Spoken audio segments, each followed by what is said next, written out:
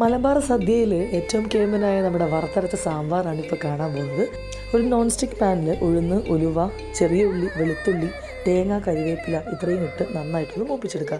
ആ ടൈം കൊണ്ട് നമുക്ക് പരിപ്പും കുറച്ച് വേവുള്ള പച്ചക്കറികൾ എന്തെങ്കിലും ഉണ്ടെങ്കിൽ ഉപ്പും മഞ്ഞളും ഇട്ട് കുക്കറിലൊന്ന് വേവിക്കാൻ വെക്കാം.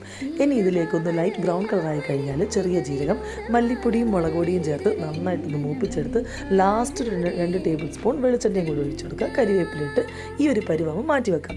ഇനി മറ്റൊരു പാത്രത്തിൽ ചെറിയുള്ളി, വലിയുള്ളി, പച്ചമുളക്, ഇഞ്ചി ഇതൊക്കെ ഇട്ട് വെണ്ടക്ക, മുരിങ്ങക്ക ഇട്ട് നല്ല മഞ്ഞളും ഉപ്പും ഒക്കെ ഇട്ടൊന്ന് വാട്ടിയെടുത്ത് പുളി വെള്ളത്തിൽ അതൊന്ന് വേവാനായിട്ട് മാറ്റി വെക്കാം. ചെറു ചൂടോട് കൂടി ഈ ഒരു തേങ്ങ ആദ്യം വെള്ളം ചേർക്കാതെ മിക്സിയിൽ അടിച്ചെടുക്കുക.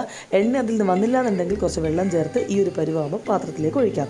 ഇനി 2 തക്കാളിയും ഈ പരിപ്പിൻ്റെ മിക്സും ഒരു കഷ്ണം ശർക്കരയും കായും ഒക്കെ ചേർത്ത് നന്നായി മിക്സ് ചെയ്ത് ലാസ്റ്റ് താളിപ്പിന് വേണ്ടി കടുക്, ഉലുവ, വറ്റൽമുളക്, 1 ടേബിൾ സ്പൂൺ മല്ലിപ്പൊടിയും കുറച്ച് കായും കൂടെ ചേർത്തിട്ട് കഴിഞ്ഞാൽ സാമ്പാർ റെഡി.